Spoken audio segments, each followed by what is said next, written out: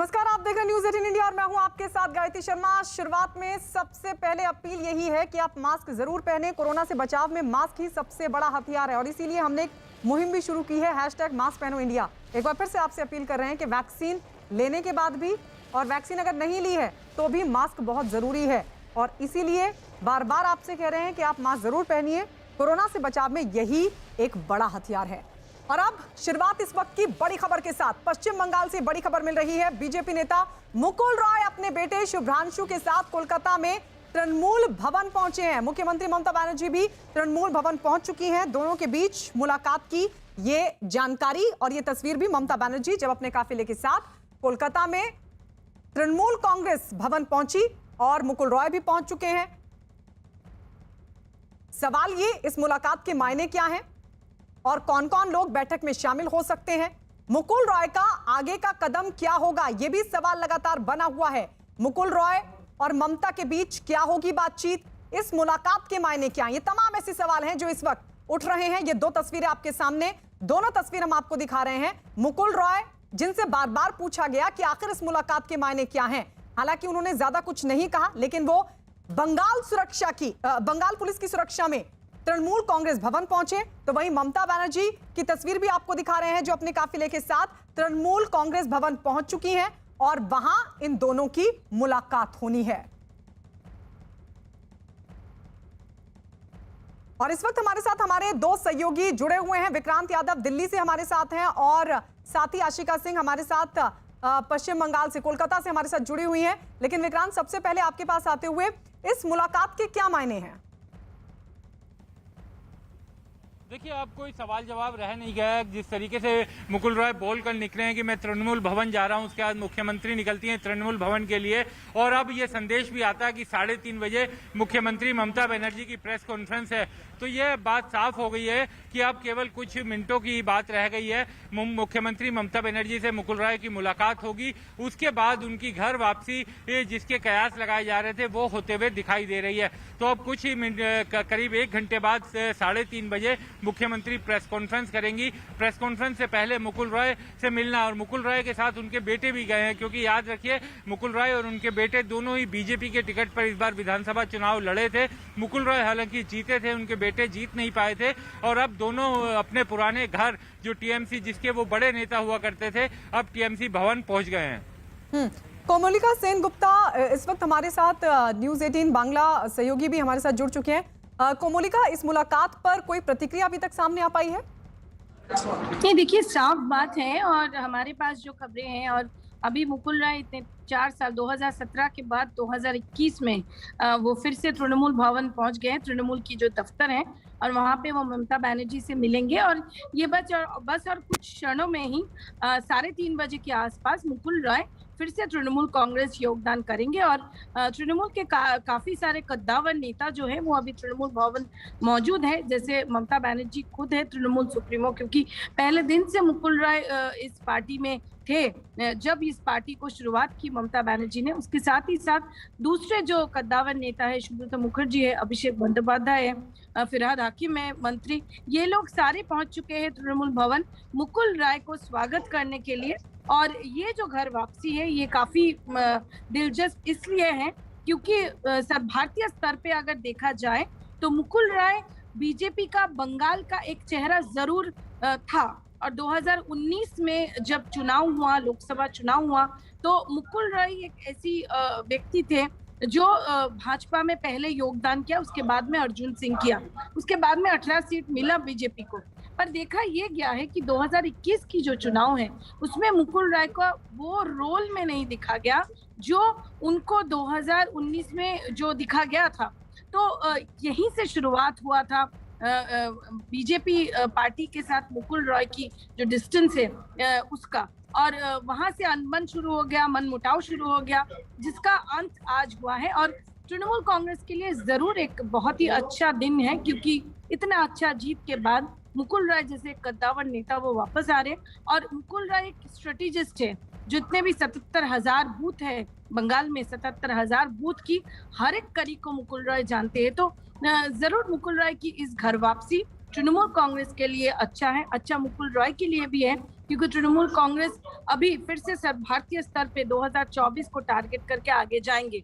तो बहुत दिन बाद फिर घर वापसी, और पर ये हम जरूर कह सकेंगे कि मुकुल रॉय की घर वापसी का ये मायने नहीं है कि दूसरे सारे जो टर्न कोच यानी कि जो लोग दल बदलू हैं वो लोग को ऐसे ही तृणमूल कांग्रेस वापस लेंगे। वहां पे काफी फिल्टरेशन होगी, काफी जांच पड़ताल होगा और तभी उन लोगों को वापस लिया जाएगा।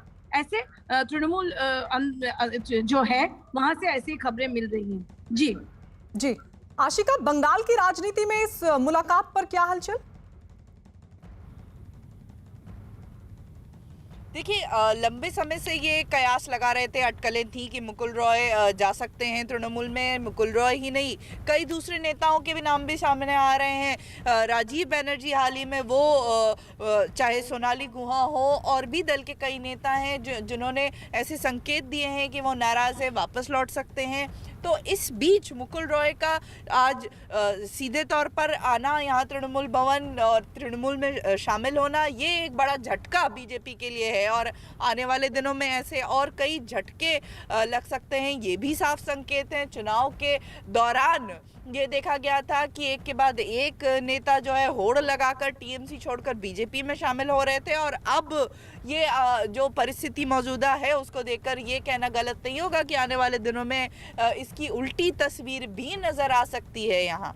जी विक्रांत, बीजेपी में इस मुलाकात को लेकर किस तरीके से देखा जा रहा है? देखिए, अब कुछ कहने सुनने के लिए बीजेपी के पास भी अभी इस मामले में नहीं रह गया है, क्योंकि जिस तरीके की पूरी खबरें कोमालिका हमारी सहयोगी भी बता रही थी कि मुकुल रॉय एक बड़े कद के नेता हैं पश्चिम बंगाल में, और जिस समय वो ममता बनर्जी के साथ थे टीएमसी में नंबर 2 की ताकत रखते थे, और ये कहा जाता था कि ममता बनर्जी का दिल्ली में कोई प्रतिनिधि है तो वो मुकुल रॉय है। लेकिन बाद में रिश्ते काफी खराब हुए और उसके बाद उन्होंने बीजेपी छोड़ दी। लोकसभा चुनाव के दौरान एक बड़ी भूमिका रही, और जिस तरीके से इस पूरे चुनाव में जो विधानसभा चुनाव रहा, मुकुल रॉय कहीं ना कहीं पीछे दिखाई देते थे, और कुछ नेता जैसे शुवेंदु अधिकारी जो टीएमसी से बीजेपी में आए थे, उनको एक बड़ी प्रमुखता दी गई थी। और बाद में बीजेपी ने, क्योंकि उन्होंने ममता बनर्जी को चुनावी अखाड़े में मात दी थी, तो उनको नेता विपक्ष का पद भी दिया। तो कहीं ना कहीं मुकुल रॉय को ये लग रहा था कि बीजेपी में रह करके एक तो वो राज्य में विपक्ष की राजनीति में आ गए हैं, और दूसरा उनका वो राजनीति पड़ेगा, उसको थोड़ा देखना अभी बाकी है। क्योंकि एक बार जब आप अपनी पार्टी छोड़ के दोबारा उसमें शामिल होते हैं तो कई तरह के बैरियर उसमें लग जाते हैं। कोमलिका, क्या पहले से इस मुलाकात को लेकर हलचल थी? नहीं, देखिए, पार्टी की जो अंदर इनसाइडर्स हैं सबको जरूर नहीं पता था, पर जो लोग एकदम टॉप ब्रास हैं उनको जरूर पता था कि आज ऐसे बैठक होने वाली है। और मुकुल रॉय, कल रात का एक डेवलपमेंट है जिसके जरिए ये तय किया गया कि आज ही मुकुल रॉय ज्वाइन करेंगे। तो सुबह से ये खबर सामने आई है कि मुकुल रॉय वो वापस आ सकते हैं, और फिर उसके बाद में कंफर्मेशन हुआ। पर ये तो था कि चुनाव के नतीजे के बाद में जैसे हमने देखा कि जैसे जो बैठक हो रही थी बीजेपी का, वर्चुअल बैठक हो या फिर आम बैठक हो, कहीं किसी भी बैठक में मुकुल रॉय नहीं थे। ये बात साफ हुआ जब मुकुल रॉय की जो पत्नी है वो जो अस्पताल में अभी भी वो भर्ती है, वो एक्मो सपोर्ट में है, उनको देखने अभिषेक बनर्जी पहुंच गए। और जब अभिषेक बनर्जी पहुंच गए उसके 2 घंटे बाद में हमने देखा बीजेपी की राज्य अध्यक्ष जो है दिलीप घोष, वो पहुंच गए। मतलब अपने घर के लोगों को देखने के लिए पास वाले घर का कोई पहले चला जाता है, और अपना जो घर का जो है दिलीप घोष बीजेपी पार्टी के, वो बाद में चले जाते हैं। बाद में हमने देखा प्रधानमंत्री जी भी फोन किए, पर सारा कुछ ये देरी में हुआ, और तृणमूल कांग्रेस के जो संपर्क है वो सामने आया। और वहां पर जैसे हमारे चैनल में ही शुभ्रांशु रॉय, उन्होंने ये कहा था कि उन्होंने गलती की भाजपा को, जो भाजपा में रह के, और उनकी इस गलती के चलते उनकी जो माँ है वो अभी अस्पताल में है। तो लगभग ये तय था, और तभी हम लोगों ने कहा था कि जो रॉय फैमिली है, राय परिवार है, वो वापस उनकी घर वापसी होना तय है। तो ये समय सिर्फ इसका था कि कब होने वाला है, वो आज हो गया। पर ये पिछले 1 महीने से ये था बाजार में, और इससे भी ज्यादा है कि जब मुकुल रॉय कृष्णनगर से कंटेस्ट कर रहा था, जब मुकुल रॉय को उस तर्ज पे देखा नहीं जा रहा था, जब ममता बनर्जी ने जब चुनाव हो रहा था उस टाइम में भी उन्होंने प्रचार में शुभेंदु और मुकुल राय को जब तुलना की तो मुकुल राय को उन्होंने अच्छा कहा, तो तब से ये अटकलें था चुनाव के टाइम से। तो इसलिए मुकुल राय की ये योगदान सिर्फ समय की बात थी और वो योगदान अभी कुछ ही क्षणों में 3:30 बजे होने वाला है। विक्रांत, क्या इस मुलाकात के बाद कोई बड़ा ऐलान भी हो सकता है? मैं आपके पास लौटूं, आशिका भी हमारे साथ है। आशिका, बैठक में और कौन कौन शामिल हो सकता है, इस बारे में जानकारी मिल पा रही है?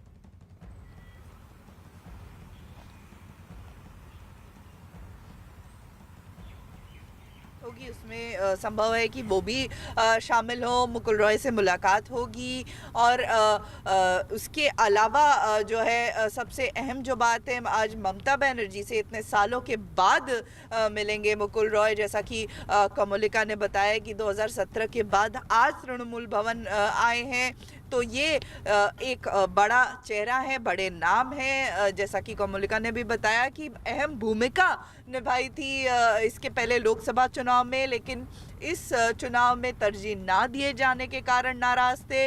इसके पहले भी चुनाव की ठीक ऐन पहले भी ऐसी खबरें थी कि टीएमसी के संपर्क में है मुकुल रॉय, लेकिन उस समय उनको पद दिया गया था बीजेपी की तरफ से, जिसके बाद वो पार्टी में रहे चुनाव के दौरान। लेकिन अब चुनाव खत्म होने के बाद वापस लौट रहे हैं अपनी उस पार्टी में जिसकी उंगली पकड़कर, जिसको स्थापित करने में उनकी भूमिका रही है, ममता बनर्जी के साथ रहे हैं। तो अब टीएमसी में उनको क्या भूमिका दी जाती है, ये भी देखना अहम होगा।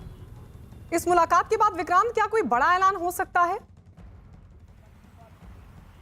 देखिए, निश्चित तौर पर ये तो जरूर बताया जाएगा मुख्यमंत्री ममता बनर्जी की तरफ से कि मुकुल रॉय की वापसी करवाई गई है, वो उनको पार्टी में दोबारा शामिल किया जाएगा और उसके बाद आगे उनकी क्या भूमिका रहेगी, किस तरीके से पार्टी में काम करेंगे, किस तरह से वो उनका पार्टी में क्या कद रहेगा, ये भी इसी प्रेस कॉन्फ्रेंस में साफ होगा। और कहीं ना कहीं ममता बनर्जी अपनी इस प्रेस कॉन्फ्रेंस के जरिए राजनीतिक संदेश भी देना चाहेंगी। बीजेपी को भी वो जरूर अपनी इस प्रेस कॉन्फ्रेंस में एक संदेश देंगी और साथ ही साथ जो नेता टीएमसी छोड़ करके गए थे, उनके लिए भी कहीं ना कहीं उनकी इस प्रेस कॉन्फ्रेंस में संदेश छिपा होगा। जी आशिका, एक बार फिर से बताइए कि इस मुलाकात के मायने क्या हैं? देखिए, ये मुलाकात अहम बिल्कुल इस नज़र से है कि मुकुल रॉय न सिर्फ टीएमसी के बड़े नेता थे, पूर्व मंत्री थे और उसके बाद बीजेपी के लिए भी एक बड़ा चेहरा थे, स्ट्रैटेजिस्ट थे और कई टीएमसी के नेताओं को बीजेपी में ले जाने का श्रेय भी उनको पार्टी ने दिया है। अब ऐसे में जब मुकुल रॉय छोड़कर जा रहे हैं, ये बड़ा झटका बंग बीजेपी के लिए है। इस आशिका, आप हमारे साथ बने रहिए। इस वक्त हमारे साथ बीजेपी नेता अर्जुन सिंह फोन लाइन पर जुड़ गए हैं। मुकुल रॉय ममता बनर्जी से मुलाकात के लिए पहुंच गए हैं कोलकाता भवन। आप इस मुलाकात को कैसे देख रहे हैं अर्जुन जी? इसमें थे ये पार्टी के लोगों को ये दुर्भाग्यपूर्ण बात है कि हमारे पार्टी के कुछ लोगों को इसके बारे में पता नहीं था। हम लोग को पता था क्योंकि हम लोग उसी क्षेत्र के रहने वाले हैं। हम लोग जानते हैं कि पार्टी का कितना क्षति कर रहा था और मुकुल राय के जाने और आने से कोई फर्क नहीं पड़ता है। आपको पता होगा कि मुकुल राय जब बीजेपी में थे, बीजेपी में ज्वाइन किए 2017, 2019 तक उनका बेटा खुद तृणमूल में था। तो बाप बीजेपी में, बेटा तृणमूल में, ये राजनीति और रणनीति ममता बनर्जी के दल में ही संभव है। वो तो 2019 के चुनाव में जब मैं लोकसभा चुनाव लड़ा था तो उन्होंने एक मीटिंग, एक जुलूस भी मेरे लिए नहीं किया था और उनका बेटा उस समय भी तृणमूल कांग्रेस में था। तो ये ममता बनर्जी और मुकुल राय का राजनीतिक कद पता नहीं कैसे आप लोग को लगता है कि बहुत ऊंचा है। ये एक आवरण है ना, ये कभी कोई जन नेता नहीं है। पहली बार बीजेपी के चलते, पर जब वो बीजेपी में आए थे तब भी तो उनका कद आप लोग जानते थे, बीजेपी को पता था क्या कद है, उसके बावजूद भी बीजेपी में वो आए। फिर क्यों ऐसी नाराजगी थी पार्टी के साथ? मैं आपको बोलूं, मैं उस पद पर तो नहीं हूं कि मैं ये ठीक करूंगा कि उनका कद बड़ा है कि छोटा है, लेकिन मैं मेरी जितनी समझ है, मैं जितना समझता था मुकुल राय को, शायद ही हमारी पार्टी के लोग समझते नहीं थे और उनको बिना मतलब का महत्व देते थे। तो आज वो महत्व पूरा भी हो गया और देख भी लिया पार्टी ने कि ऐसे लोग से पार्टी कोई आशा नहीं रखना चाहिए। यानी बीजेपी में उनको लाना आपको लग रहा है कि पार्टी की बड़ी चूक थी? मुझे तो लग रहा है कि कुछ न कुछ गड़बड़ हुआ है पार्टी के सिस्टम में। किस तरह की गड़बड़? विश्वास करना, अर्जुन जी, किस तरह की गड़बड़? ये ऐसे लोगों पर भरोसा नहीं करना चाहिए पार्टी को।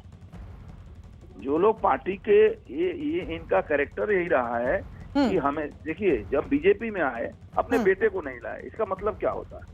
इसका मतलब होता है कि ये डबल पॉलिसी वाले लोग होते हैं और हर जगह अपना फायदा देखते हैं। तो इसीलिए ये नुकसान करने की कोशिश करेंगे। लेकिन मैं आपको बताऊं, ग्राउंड जीरो, मतलब आपको लगता है कि मुकुल रॉय के जाने से नुकसान हो रहा है पार्टी को? मुकुल राय के जाने से कोई नुकसान नहीं है, भारतीय जनता पार्टी को कोई नुकसान नहीं है, बल्कि और भी मजबूती से भारतीय जनता पार्टी के कार्यकर्ता लड़ेंगे, ये निश्चित।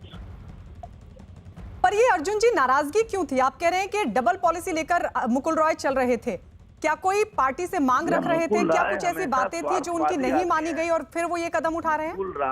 मुकुल राय स्वार्थवादी आदमी है, नहीं माना जाए। उसने 54 सीट का नुकसान कराया है, 54 सीट उसके रिकमेंडेशन से दिया गया और उसने 54 सीट को नुकसान कराया जाए। ऐसे लोगों को टिकट दिया जो कभी चुनाव के बारे में ABCD मालूम नहीं था।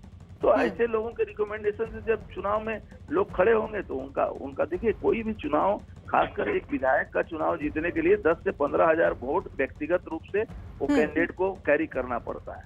तो आज उनका फल पार्टी को भुगतना पड़ा। और पार्टी, अगर वो जा रहे हैं और अगर वो पार्टी छोड़ के जाए, इससे पार्टी को लाभ होगा, नुकसान जी होगा। शुक्रिया बीजेपी नेता अर्जुन सिंह हमारे साथ जुड़े। आशिका हमारे साथ लाइव बनी हुई है। आशिका, कह रहे हैं कि मुकुल रॉय डबल पॉलिसी वाले थे और 54 सीटों पर नुकसान किया उन्होंने चुनाव में।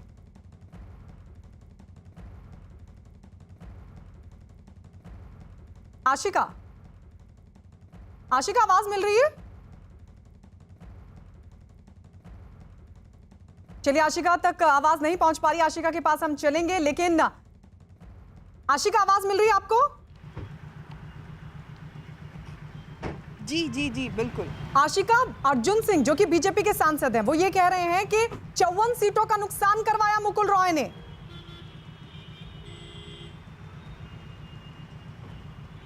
देखिए, मुकुल रॉय ने अहम भूमिका निभाई थी टिकटों के बंटवारे में। तो ऐसे में अब क्योंकि बीजेपी छोड़कर जा रहे हैं तो आरोप लगना तो तय है उनके ऊपर। इसके पहले टीएमसी की तरफ से भी आरोप लगता रहा है। पहले कई बार खबरें आ चुकी हैं कि मुकुल रॉय संपर्क में रहे हैं टीएमसी के।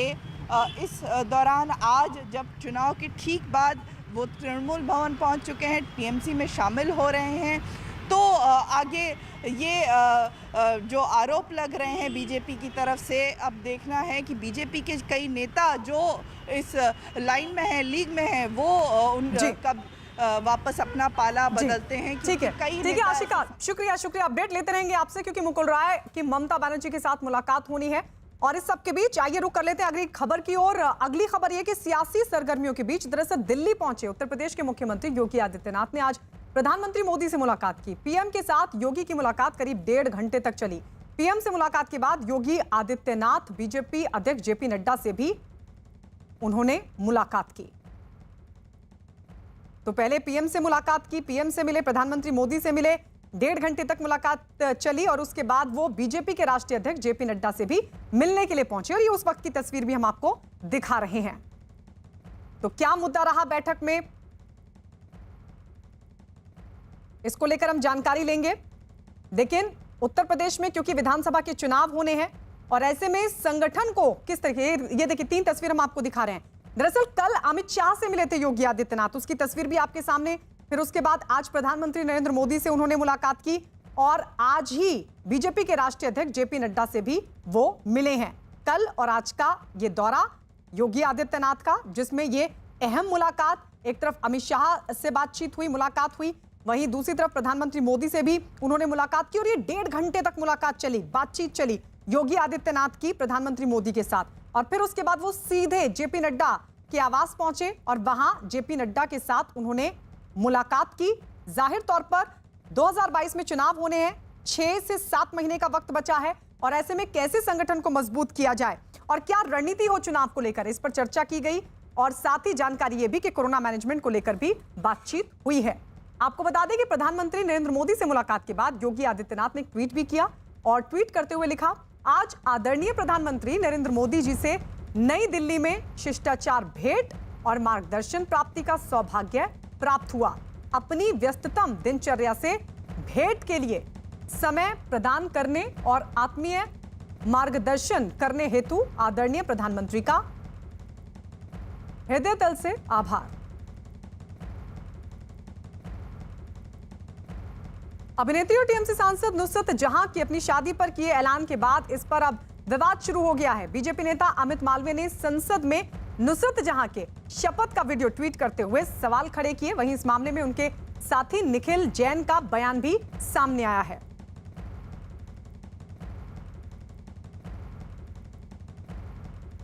तो आपको बता दें, नुसरत जहां की तरफ से जो ऐलान हुआ है उसके बाद अब निखिल जैन की तरफ से भी बयान सामने आ गया है। लेकिन इस सब को लेकर विवाद लगातार बढ़ रहा है। बीजेपी सवाल उठा रही है ये कहते हुए कि क्योंकि नुसरत जहां सांसद हैं और ऐसे में उन्हें जवाब देना चाहिए कि जो भी संसद में उन्होंने कहा था क्या वो गलत था, क्या वो झूठ था।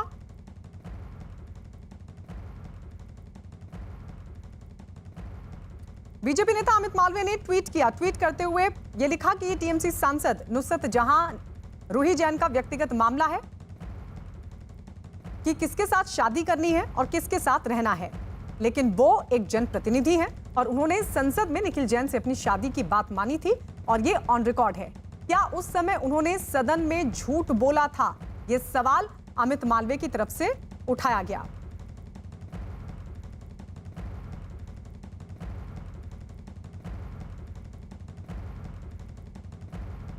और इस वक्त हमारे साथ आशिका सिंह हमारी सहयोगी लाइव जुड़ गई हैं। नुसरत जहां की शादी पर ये पूरा विवाद क्या है, जरा बताइए आशिका दर्शकों को। देखिए, नुसरत जहां ने जून 2019 में शादी की थी, लेकिन उसके बाद जो पिछले साल से खबरें आ रही थी कि दोनों पति पत्नी के बीच में सब कुछ ठीक नहीं है, अब इस खबर पर मोहर लग गई है। एक तरफ निखिल जैन कोर्ट में उन्होंने एक सिविल सूट दायर किया है, दूसरी तरफ नुसरत जहां का ये कहना है कि उनकी शादी टर्की में हुई थी, तो यहाँ पर वो शादी वैध ही नहीं है क्योंकि दोनों पति पत्नी ने यहाँ भारत में शादी को रजिस्टर नहीं किया। अब इसके जवाब में नुसरत के पति निखिल जैन का जवाब आया है। निखिल का ये कहना है कि उन्होंने बार बार नुसरत से कहा था कि शादी को भारत में रजिस्टर किया जाए, लेकिन नुसरत इसके लिए तैयार नहीं हुई। अब करीब 7 महीने हो चुके हैं जब नुसरत निखिल के साथ नहीं रह रही हैं, वो अलग रह रही हैं, दोनों अलग हो चुके हैं। कोर्ट में मामला निखिल की तरफ से किया गया है। दलील नुसरत की तरफ से है कि शादी भारत में रजिस्टर है ही नहीं, तो फिर डिवोर्स की ज़रूरत ही क्या है, ये तो एक लिव इन की तरह उसे बता रही है। इसके अलावा दोनों ने एक दूसरे के ऊपर गंभीर आरोप लगाए हैं। नुसरत का कहना है कि गहने और कीमती चीज़ें निखिल ने अपने पास रखी हैं, जबकि निखिल का कहना है कि न सिर्फ वो अपनी कीमती चीज़ें ले गई, बाकी उनका जो भी सामान था वो वापस भेज दिया गया है। और इसके अलावा होम लोन एक जो बड़ी रकम थी उसको चुकाने में मदद की है, निखिल जैन का दावा है। उधर नुसरत कह रही हैं कि नहीं, ऐसी कोई बात नहीं है, मैंने उनका इस्तेमाल नहीं किया, मैं अपने धन का इस्तेमाल करती थी और मेरे अकाउंट को उल्टा निखिल जो है वो हैंडल कर रहे हैं। तो अब दोनों पति पत्नी की तरफ से बयान आ चुका है, मामला कोर्ट में है।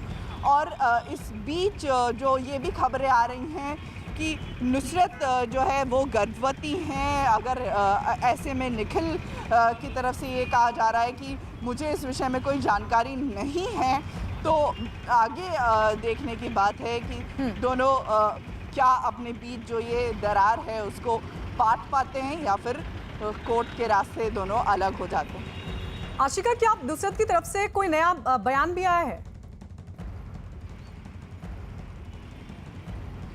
नहीं, देखिए, नुसरत की तरफ से जो बयान आया था परसों, उसके जवाब में कल निखिल की तरफ से कल देर शाम जवाब आया है। और उसके बाद जो है अब ये सवाल उठने लगे हैं कि नुसरत जो है वो शादी के बाद साड़ी बंगाली बहू की तरह सिंदूर लगाकर मंगलसूत्र के साथ नज़र आती थी। अब वो कह रही हैं, दावा कर रही हैं कि नहीं, ये तो एक लिव इन से बढ़कर कुछ नहीं था। तो ऐसे में अब कानून जो है वो किस का साथ देता है, ये भी देखने की बात होगी। आशिका, आप हमारे साथ बने रहिए।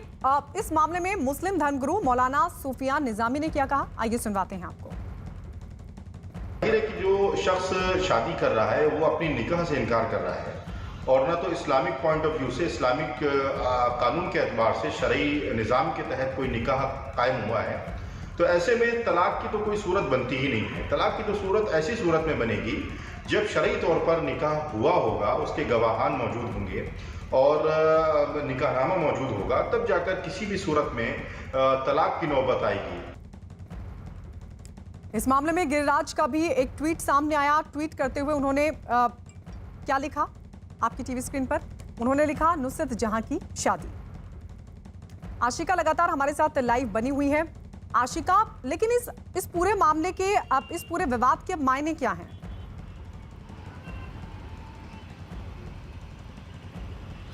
देखिए, लंबे समय से ये खबर थी कि नुसरत और निखिल एक साथ नहीं रह रहे हैं, दोनों के बीच नहीं बन रही है, लेकिन किसी ने कुछ भी नहीं कहा, दोनों चुप थे। अचानक जब ये कोर्ट में एक सिविल सूट फाइल होता है निखिल की तरफ से, तब जवाब नुसरत की तरफ से आता है, कड़े शब्दों में आता है कि मुझसे अब उनका कोई भी रिश्ता नहीं है, संपर्क नहीं है। इस बीच अफवाहें ये भी हैं कि एक बांग्ला अभिनेता है, उनके साथ नुसरत की मित्रता जो है वो बढ़ती रही है, जिसकी वजह से दोनों में दूरियां बढ़ गई हैं। बहरहाल इस बीच निखिल ने कोर्ट का रुख किया है, लेकिन नुसरत का बार बार ये कहना है कि कोर्ट जाने की ज़रूरत नहीं है, डाइवोर्स की ज़रूरत ही नहीं है, क्योंकि शादी भारत में तो रजिस्टर हुई ही नहीं। क्योंकि दो धर्म के लोग जब शादी करते हैं भारत में तो उनको स्पेशल मैरिज एक्ट के तहत एक रजिस्ट्रेशन करानी पड़ती है, जो कि इस केस में नहीं हुआ है। निखिल बार बार कह रहे हैं कि उन्होंने कई बार नुसरत से कहा, लेकिन वो शादी को रजिस्टर कराने के लिए राज़ी नहीं हुई। आरोप एक दूसरे पर गंभीर लगा रहे हैं, सामान, कीमती सामान से लेकर के पैसे को लेकर के दोनों एक दूसरे पर आरोप लगा रहे हैं। शुक्रिया, शुक्रिया आशिका। और इस बीच एक बड़ी खबर असम से। असम के मुख्यमंत्री हेमंत बिस्व शर्मा के परिवार नियोजन पर दिए गए एक बयान पर सियासत शुरू हो गई है। शर्मा ने गरीबी की बढ़ती वजह जनसंख्या को बताते हुए अल्पसंख्यक शरणार्थियों को परिवार नियोजन की नसीहत दी। शर्मा ने सभी को आगे आकर सरकार का समर्थन करने की अपील की। Population policy is already in place. It will come into be effective soon, like government jobs, etc. We have already enacted a population policy in last assembly, but more particularly, we want to work with the minority Muslim community to reduce population burden. Hemant Biswa Sharma के जनसंख्या पर दिए बयान पर AIMIM chief Asaduddin Owaisi ने tweet किया। Tweet करते हुए लिखा, असम के मुख्यमंत्री ने फिर से जनसंख्या नियंत्रण की बात शुरू कर दी। ये हिंदुत्व है। गरीबों और हाशिए पर पड़े लोगों को दोष देना। हेमंत बिस्व तथ्य यहां है, केंद्र सरकार ने खुद ही परिवार नियोजन का विरोध करते हुए सुप्रीम कोर्ट में इकोनॉमी सर्वे 2018-19 में इसे गैर जरूरी बताया था। दक्षिण भारत, पश्चिम बंगाल, ओडिशा, असम और हिमाचल में इस समय जनसंख्या बढ़ने की दर 1% से नीचे है। आपकी सरकार को गर्भपात की बर्बर प्रथा की वजह से बढ़ रहे लिंगानुपात के बारे में चिंता करनी चाहिए। यह अनुमान है कि 2036 में असम का लिंगानुपात बिगड़ जाएगा और पुरुषों की संख्या काफी ज्यादा हो जाएगी। बुनियादी तौर पर लिंग विरोध वाली संस्कृति के खिलाफ लड़ने की जरूरत है।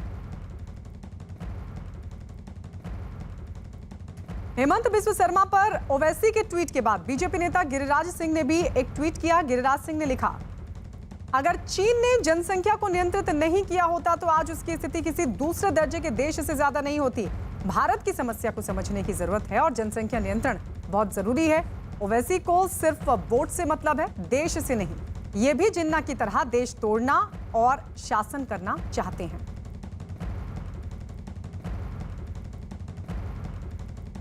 एक्टर अनिल कपूर और उनके भतीजे अर्जुन कपूर को बताया जा रहा है कि ब्रांड एम्बेसडर बनाया गया है। आपको बता दें, लिशियस ने अपना ब्रांड एम्बेसडर उनको बनाया है। दोनों को एक साथ स्क्रीन पर लाना कैसे संभव हुआ, ये सुनाते हैं लिशियस की चीफ बिजनेस ऑफिसर मेघना की जुबानी। 2 घंटे से चिकन मैरिनेट कर रहा है।